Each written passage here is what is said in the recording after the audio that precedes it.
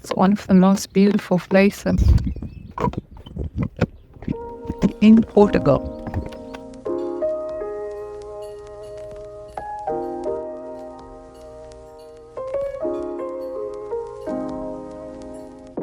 Every other day, I get people reaching out to me in the comments saying I'm in my 50s or I'm in my 40s and I've missed out on investing opportunities or on wealth opportunities, and it's probably too late.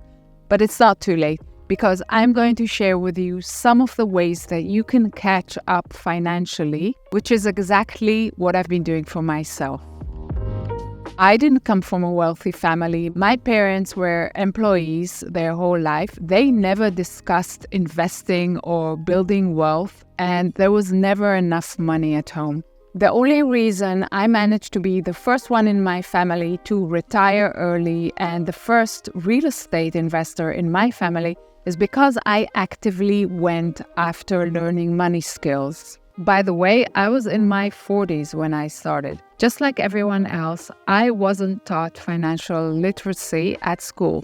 So I started taking financial courses, reading books, and at the time there wasn't much content on YouTube about it. Very early on, I realized that corporate life wasn't for me. I didn't want to work for 40 years and sell my time and then finally retire to enjoy life. I've already figured out how money works. This channel is for you to learn how to make money, how to grow money, and how to have a better life financially. And by better life, I mean less financial stress, to be able to choose your lifestyle, to travel, to move abroad. So I'm going to share some of the mistakes that I've made before leveling up my money skills.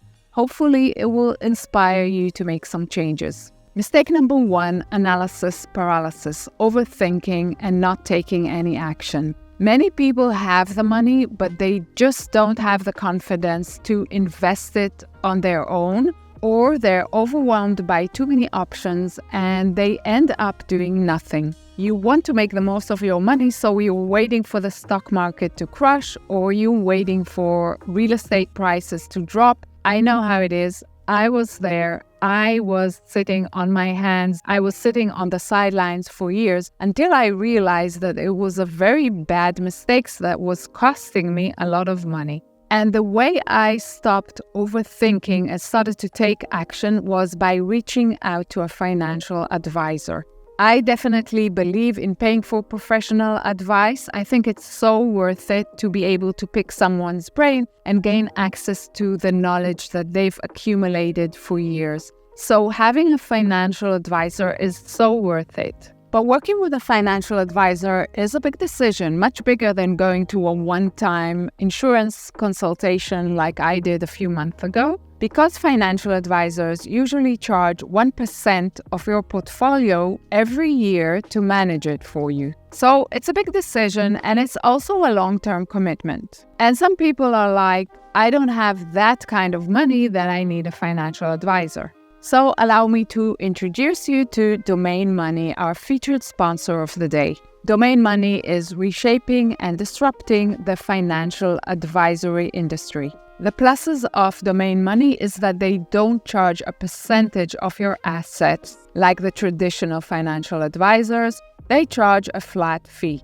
They take the time to really get to know you, your goals, your situation, your family, and then they create a personalized plan for you. The plan includes actionable steps like where to open your brokerage account and which ETFs to buy.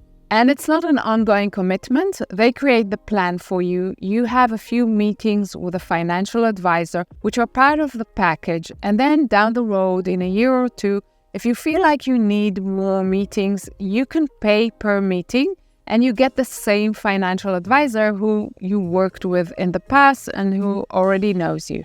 Domain Money are unbiased. They don't get paid by any platform, so they can realistically tell you about the pros and cons of every platform. Plus, there's no financial jargon, so you don't need a financial background to understand your plan.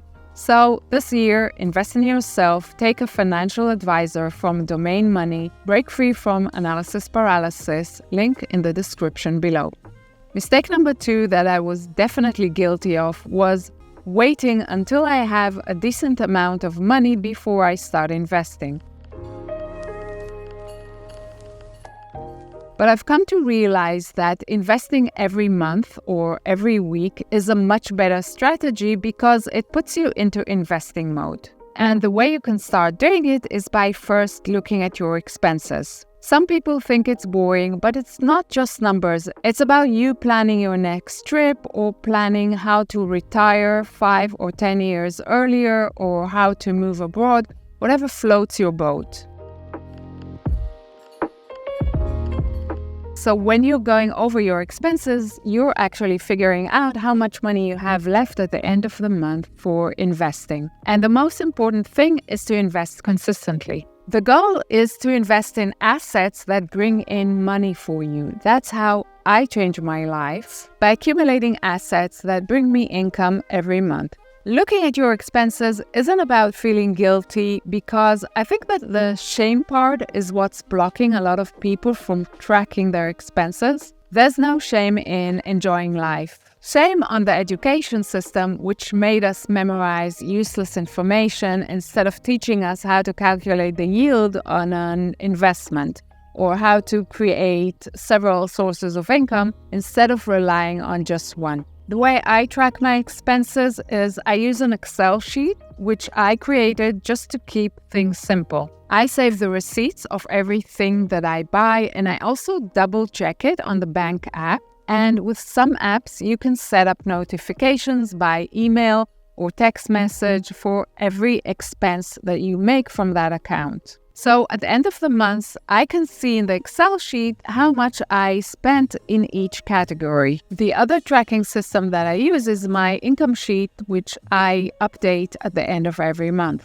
My income sources are dividends, Google AdSense from this YouTube channel, brand sponsorships, affiliate income, and rental income. So at the end of every month, after filling in these 2 Excel sheets, I get a very accurate picture of both my expenses and my income and how much I have left to invest.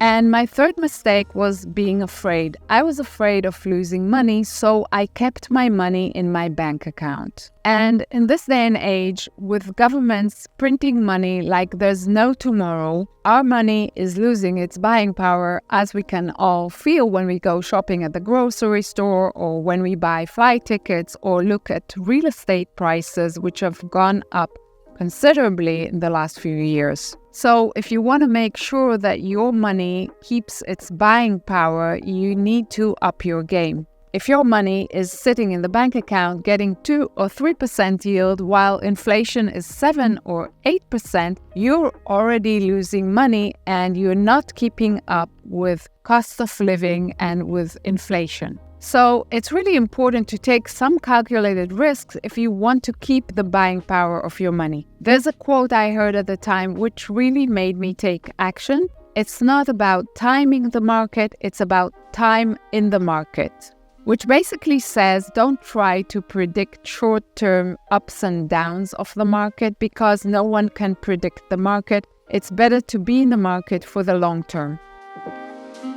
Once I realized that even the smartest and the brightest people in Wall Street with their best algorithms can't predict the market, that's when I understood that I needed to start taking action, even with the little money that I had at the time. And another thing that really helped me get over the fear of losing money was looking at the numbers that came into my bank account, the amounts that came in from my rentals and my dividends. Once you see the money coming in, the concept of your money making more money, your money working for you, becomes more clear, and it kind of balances the fear of losing money. The thing is, especially in this day and age, when the world is going through such a massive shift and it feels so unpredictable, we all need to take care of ourselves financially. So go watch my other video about how I can afford to travel for a month, and I will see you again very soon. Take care.